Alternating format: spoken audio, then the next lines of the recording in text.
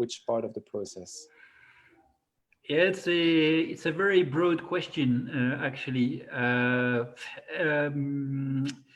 There's no easy way of answering that one. I mean, it really depends on what kind of spices you're talking about.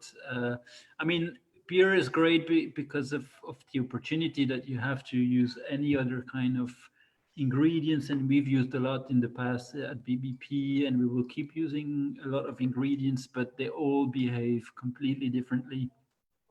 So whether you're talking about the most common ones that are coriander or I don't know, or orange peels, I don't know if you can consider them a spice, but all of them, it's very much down to trial and error. It's hard. It's some. I mean, most of the time, it's very hard to find a balance. And this is where homebrewing comes really handy, actually, because you don't take too much risk with 20 liters. So I would just say it really depends on what kind of spice you use. You mentioned earlier, Seb, that you used the cardamom, and this one was really tricky to use and too potent, maybe. So you were just basically saying, like, we should have used less, or we should have infused it for less time. But there's no way of knowing until you try it, basically. All right, makes sense. One more question from our friend Samuel, who's asking, is there a type of sugar that we would recommend to use or avoid for priming? Yeah, I think if you're yeah, you want glucose. It's the one that the yeast will ferment the easiest. Some sugars, like unrefined sugars, will contain some other sugars, and those won't re-ferment, for instance. So if you have access to your sugar composition and have a look at it, it's great.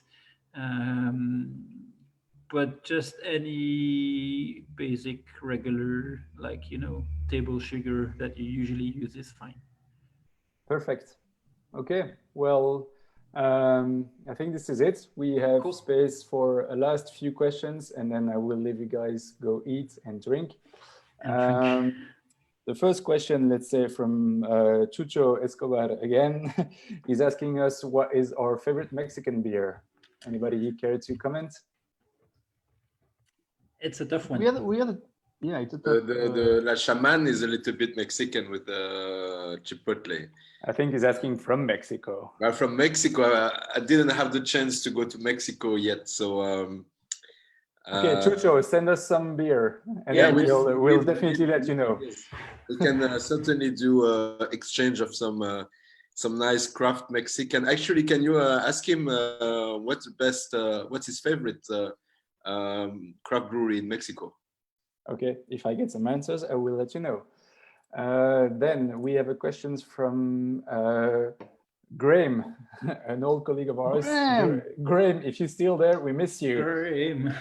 So question. We miss your jokes, man. Graham. Definitely. Okay, the question, has a Delta recipe changed much through the scale up from a homebrew recipe to a full production? And if so, how has it changed? Well, I guess you need indeed to change and adapt the recipe. It actually even changed over the time. I think there was one question, like, do you guys use Mosaic? Because indeed Mosaic was not part of the original recipe back in 2012, 2013, and now we are using Simcoe Mosaic as a background hops for the Delta. We feel like it goes very well with the Citra. The Citra is still the star of the show, but we're always looking at ways to improve the recipe and still to this date. But the obvious change is, of course, as we talked about at the beginning of the talk, some hours ago, I guess, is the yield that you get in a top brewery, professional brewery, and the yield you get in your garage is not exactly comparable. So indeed, some changes are to be made. But I think we are constantly making some very small changes, but just because the ingredients are changing, the harvest of a hop of 1 year is different from the next year, and the malt is different, and so Yeah, we're but also always changing small parameters, but we also just our keep perception of what should be the beer as well. exactly. But we just try to keep true as what we think is the best idea for the best product we can produce. Uh, but we never, I mean, like we never change it drastically. It's just like some little adjustments here and there, just to keep the I product mean, at its best. this is a nice example of how Delta has evolved, right? I mean, we Yeah, started as just bottles, and now we are drinking. I'm drinking a super fresh Delta on cans, and it tastes great. You know, I'm having actually a lot of fun drinking it. But the changes, I guess it was quite clear. But just to stress this, are always made to improve. We see some brewers maybe they go a little bit bigger, and then they try to be more cost focused on their recipe, on their beers. I mean, we have Antoine, David, and Xavier here to testify as well if needed. We go the opposite way. We feel like it's not about cost optimization, but it's about making the best experience possible. Back in 2013, I think a lot of people in Belgium had a very little experience with IPAs, if at all. And that was the first IPA experience. I think it's still today in 2020 important to have this wow effect. And if we need to make some adjustments, we are happy to make while keeping, of course, the original spirit of the beer is the same. The original identity is the same. exactly. And it's always important to keep improving ourselves. So we do test some new stuff all the time. And actually, maybe it's you guys will give us some good insights as well. I know we are about to conclude. Everybody is super thirsty and hungry. I'm actually hungry also. So we have this contest going on. Graham, you're very welcome. Leslie, you're welcome.